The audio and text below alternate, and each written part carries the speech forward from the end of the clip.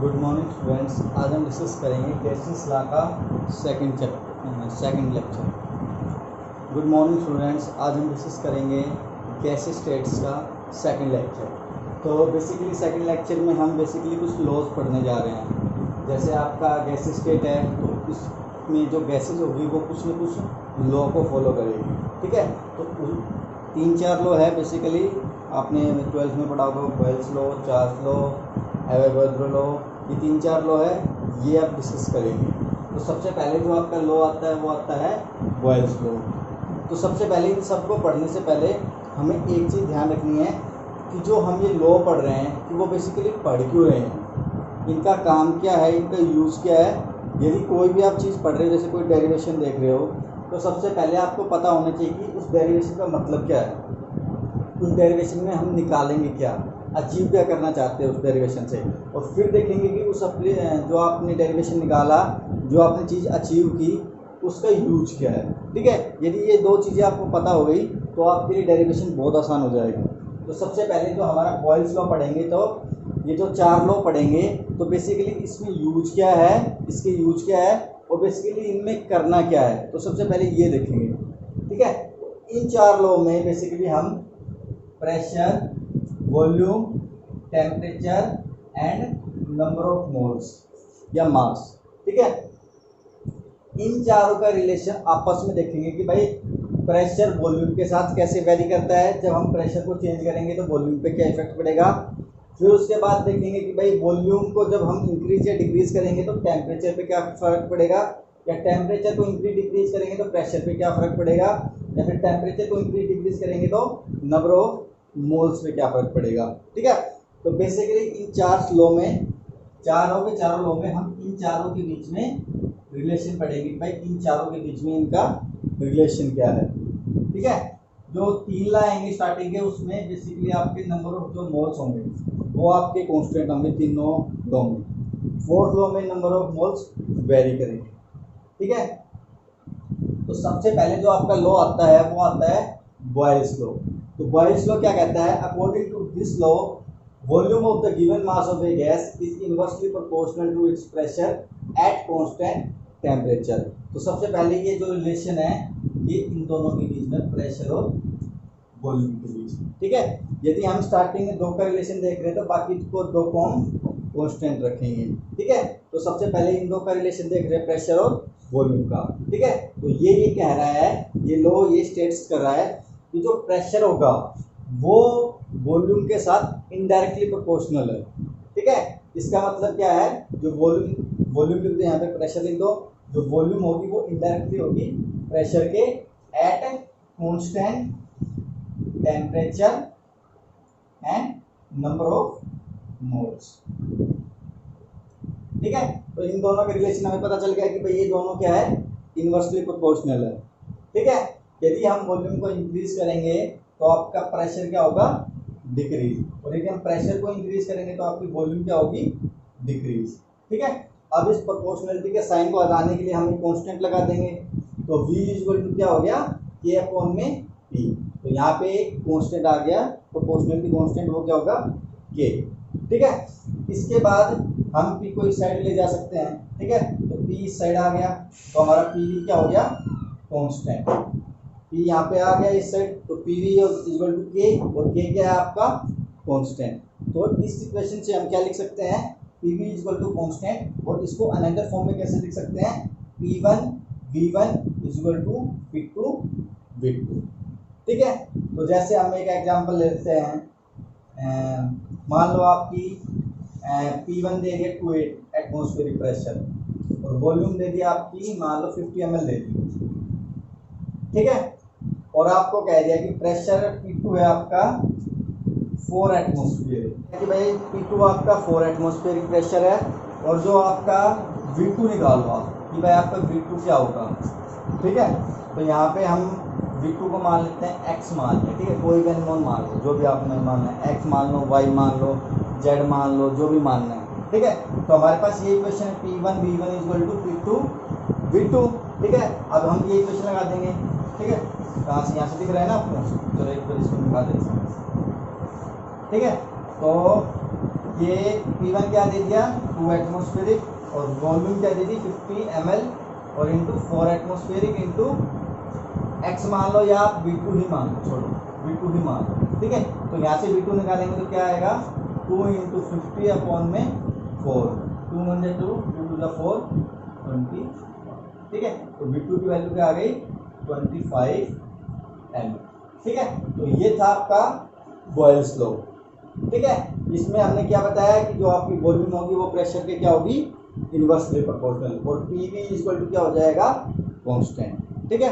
अब हम graph plot करेंगे एक दो और ग्राफ के बेसिस पे देखेंगे इस लॉ को, ठीक है। ग्राफ पे कैसे प्लॉट करेंगे, तो सबसे पहले हम प्रेशर और वॉल्यूम के वर्सेस ग्राफ देखेंगे, ठीक है। तो प्रेशर और वॉल्यूम का रिलेशन क्या है इनवर्सली का रिलेशन है। इसका मतलब यदि वॉल्यूम इंक्रीज हो रही है तो प्रेशर क्या होगा आपका डिक्रीज, ठीक है। तो इसका का जो ग्राफ आएगा वो कुछ इस तरीके से आएगा, ठीक है।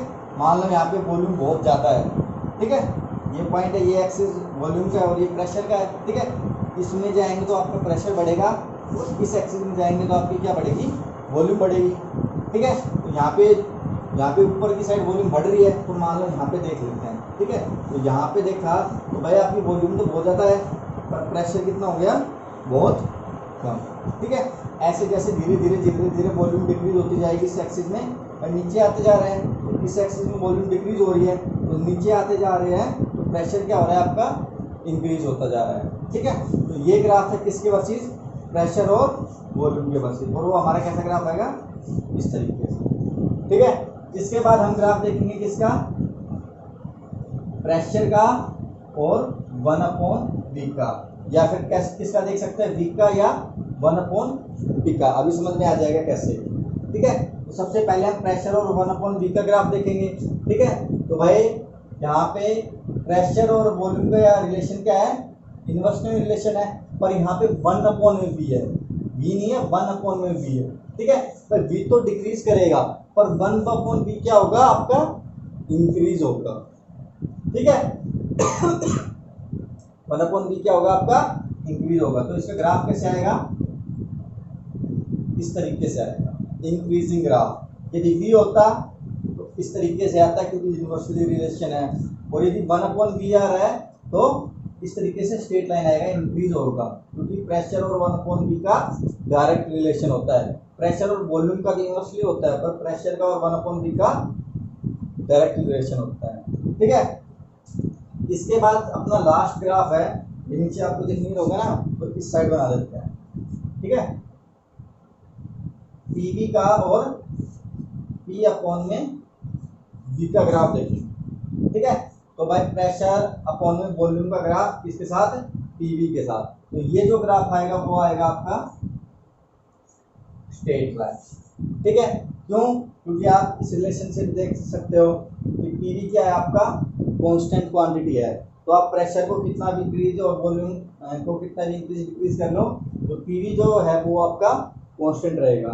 क्यों क्योंकि यदि आप प्रेशर को ज़्यादा करोगे, ठीक है, मान लो आपने प्रेशर को इंक्रीज किया तो ऑटोमेटिकली वॉल्यूम क्या होगी आपकी डिक्रीज हो जाएगी क्योंकि इनके बीच में इनवर्सली का रिलेशन है। यदि प्रेशर इंक्रीज किया तो वॉल्यूम डिक्रीज हो जाएगी और यदि वॉल्यूम इंक्रीज किया तो प्रेशर डिक्रीज हो जाएगा। तो इसके वर्सेस जो ग्राफ बनाएंगे जो PV का जो प्रोडक्ट होगा, ठीक है, वो आखिर में क्या आएगा आपका एक कांस्टेंट क्वांटिटी आएगा। अब हमने 3 ग्राफ देख लिए, अब हम 2 ग्राफ और देखेंगे, ठीक है। तो सबसे पहले प्रेशर और वॉल्यूम के बीच में एक ग्राफ देखेंगे, ठीक है। तो प्रेशर और वॉल्यूम के बीच में जो हमने ग्राफ बनाया था वो हमारा कुछ इस टाइप से आया था, ठीक है। तो इस पूरे में हमारा टेम्परेचर और नंबर ऑफ मोल्स क्या थे कांस्टेंट थे। मान लेते हैं इस पूरे में हमारा टेम्परेचर था T1, ठीक है, पूरे में टेम्परेचर कांस्टेंट था, वो था टेम्परेचर T1। वो कितना भी हो सकता है 20 डिग्री सेल्सियस भी हो सकता है, 30 डिग्री सेल्सियस भी हो सकता है और 40 डिग्री सेल्सियस भी हो सकता है, ठीक है। अब हम मान लेते हैं कि हमारा एक और टेम्परेचर ले लेते हैं, ठीक है। मान लो अब हम T2 पे ग्राफ ड्रॉ करते हैं। T2 ये हमने जो एक्सपेरिमेंट किया था प्रेशर और वॉल्यूम का रिलेशन निकालने के लिए वो हमने T1 टेम्परेचर पे किया था। अब हम एक और एक्सपेरिमेंट करते हैं जिसमें हमारा टेम्परेचर क्या होगा T2, ठीक है। तो हमारा जो ग्राफ आएगा वो कुछ इस तरीके से आएगा, ठीक है, T2 पे। और T2 इससे कम भी हो सकता है ज़्यादा भी हो सकता है। अभी फाइंड आउट करेंगे कि भाई T2 इससे ज़्यादा होगा या कम होगा। ठीक है, हम एक और एक्सपेरिमेंट करते हैं T3 पे, और हमारा जो ग्राफ आएगा वो कुछ इस तरीके से आएगा। ठीक है, तो अब हमें ये बताना है कि भाई T1 ज्यादा है, T2 ज्यादा है या T3 ज्यादा है। ठीक है, जब हम एक्सपेरिमेंट करेंगे तब तो हमें पता होगा कि भाई T1 ज्यादा होगा, T2 ज्यादा होगा, T3 ज्यादा होगा। ठीक है, मान लो हम भूल गए कि कौन सा T1 है, कौन सा T2 है, कौन सा T3 है। ठीक है, तो अब हम इन इक्वेशन की हेल्प से बताएंगे कि भाई कौन सा टेम्परेचर T1 है, कौन सा टेम्परेचर T2 है और कौन सा टेम्परेचर T3 है। ठीक है, तो यहाँ पे तो हमारी ये जो इक्वेशन, इसमें तो केवल प्रेशर और वॉल्यूम आ रही है, टेम्परेचर तो कहीं आ नहीं रहा। ठीक है, तो हम एक और इक्वेशन देखेंगे, कौन सी, ideal gas equation, PV equal to nRT। ठीक है, इसका डेरिवेशन आपका बाद में आएगा। ठीक है, पर अभी हम देखेंगे इस इक्वेशन का अभी यूज आ रहा है, तो हम वो यूज देख लेते हैं कि उसका यूज क्या है। ठीक है, ये इक्वेशन सबने पढ़ रखी होगी, PV इक्वल टू nRT। ठीक है, तो मान लो यहाँ पे जो आपका प्रेशर का जो रिलेशन है वो टेम्परेचर के साथ क्या आ रहा है, डायरेक्टली का रिलेशन आ रहा है। ठीक है, आर तो आपका कांस्टेंट होता है, नंबर ऑफ मोल्स हम के कांस्टेंट मान लेंगे। ठीक है, वॉल्यूम एक बार के लिए कांस्टेंट मान ले तो आपका P डायरेक्टली प्रोपोर्शनल आ जाएगा। ठीक है, अब आपका P डायरेक्टली प्रोपोर्शनल हो गया। ठीक है, ठीक है, तो ऐसे ही हम क्या कर सकते हैं, यदि हम P को कांस्टेंट रख दें तो यहां से हम देख सकते हैं कि जो V होगा वो भी डायरेक्टली प्रोपोर्शनल होगा किसके, टेम्परेचर के। तो अब हम एक पर्टिकुलर वॉल्यूम ले लेते हैं। ठीक है, मान लो हमने ये वॉल्यूम ले ली। ठीक है, तीनों एक्सिस पे। ठीक है, एक पर्टिकुलर वॉल्यूम ले ली।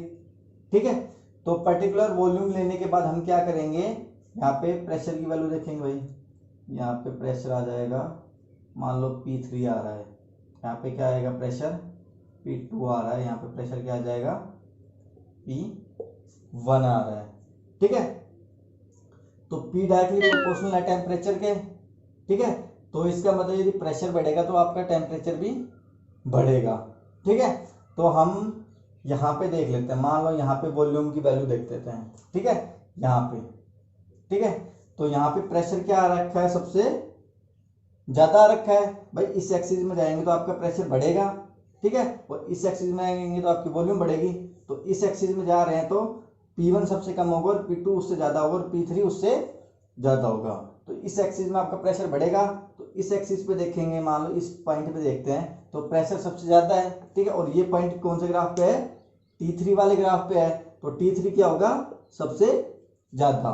उसके बाद कैसे करेंगे, उसके बाद इस लाइन पे देखेंगे, इस लाइन पे प्रेशर P2 है, P2 P3 से कम है, तो आपका T2 भी क्या होगा, T3 से कम होगा। आप रिलेशन देख सकते हो, यदि प्रेशर बढ़ रहा है तो टेम्परेचर भी बढ़ रहा है, और प्रेशर यदि कम हो रहा है तो टेम्परेचर भी क्या हो रहा है, आपका कम हो रहा है। तो T3 से छोटा आएगा T2। सेम ऐसे ही T1 सबसे कम आएगा। ठीक है, आप इस रिलेशन से देख सकते हो, इस वाले रिलेशन से, कि भाई यदि टेम्परेचर बढ़ रहा है तो प्रेशर भी बढ़ेगा, यदि टेम्परेचर घट रहा है तो प्रेशर भी घटेगा। तो इस पॉइंट पे आपका प्रेशर सबसे ज्यादा था तो आपका टेम्परेचर भी क्या होगा, सबसे ज्यादा। और वो कौन सा ग्राफ था, T3 वाला ग्राफ था। फिर यहाँ पे प्रेशर भी कम था तो टेम्परेचर भी कम होगा, तो T2 उससे कम और T1 उससे कम। ठीक है, सेम ऐसे ही इसमें ग्राफ ड्रॉ करेंगे। ठीक है, मान लो यहाँ पे ये मान लो आपका किसका है, T3, T2 और T1 का ग्राफ है। ठीक है, तो सेम वही आइडियल गैस इक्वेशन लगाएंगे। यहाँ पे एक पर्टिकुलर प्रेशर ले लेते हैं। ठीक है, मान लो ये प्रेशर ले लिया, तो इसके कोरोस्पोंडिंग इसकी एक वैल्यू होगी वॉल्यूम की, इस ग्राफ के कोरोस्पोंडिंग इसकी एक वैल्यू होगी और इस ग्राफ के कोरोस्पोंडिंग एक वॉल्यूम होगी। ठीक है, तो यहां से देखेंगे कि भाई वॉल्यूम यदि बढ़ेगा तो आपका टेम्परेचर भी बढ़ेगा। ठीक है, तो सबसे पहले ये वाला कंसिडर करते हैं। ठीक है, तो इस पे सबसे ज्यादा 1/v है। ठीक है, 1/v का मतलब यदि 1/v सबसे ज्यादा है इस पे, तो यहाँ पे v की वैल्यू क्या होगी, सबसे कम। ठीक है, क्योंकि ये इसका इनवर्स है। ठीक है, तो यदि 1/v सबसे ज्यादा है तो v क्या होगी, सबसे कम। ठीक है, तो यहाँ पे v क्या आएगी आपकी, सबसे कम, और v डायरेक्टली प्रोपोर्शनल है T के। यदि v सबसे कम है तो टेम्परेचर क्या होगा, सबसे कम, फिर उससे ज्यादा इस पे, फिर उससे ज्यादा इस पे। तो यहाँ पे भी ऑर्डर क्या है, T3 greater than T2 greater than T1। ठीक है, तो ऐसे जैसे हमने इसका निकाला है सेम हम इसका भी निकाल सकते हैं। अब एट लास्ट बॉयल्स लॉ जो था इसकी सिग्निफिकेंस पढ़ते हैं कि इसकी सिग्निफिकेंस क्या है। ठीक है, तो इसकी सिग्निफिकेंस सबसे जो इम्पोर्टेंट और सबसे कॉमन जो सिग्निफिकेंस है, जब आप या फिर कोई भी आदमी माउंटेन क्लाइंबिंग करता है, जैसे माउंट एवरेस्ट क्लाइंब करना है किसी को, तो अपने साथ ऑक्सीजन सिलेंडर लेके जाते हैं। वो ऑक्सीजन सिलेंडर क्यों लेके जाते हैं, तो हम इस लॉ से देखेंगे। ठीक है, तो सबसे पहले आपका प्रेशर और वॉल्यूम का रिलेशन क्या है, इन्वर्सली रिलेशन है। ठीक है, तो जैसे जैसे आपकी हाइट बढ़ेगी, जैसे जैसे हम चोटी के साइड जाएंगे, ठीक है, तो आपका प्रेशर क्या हो जाएगा, आपका बहुत ज़्यादा कम हो जाता है जैसे जैसे हम ऊपर चढ़ते हैं। ठीक है, यदि प्रेशर कम हो रहा है तो आपकी वॉल्यूम क्या हो रही है, बहुत ज़्यादा, मतलब इंक्रीज हो रही है। ठीक है, इंक्रीज होने से क्या होगा, अब हमारे पास एक और रिलेशन होता है डेंसिटी का।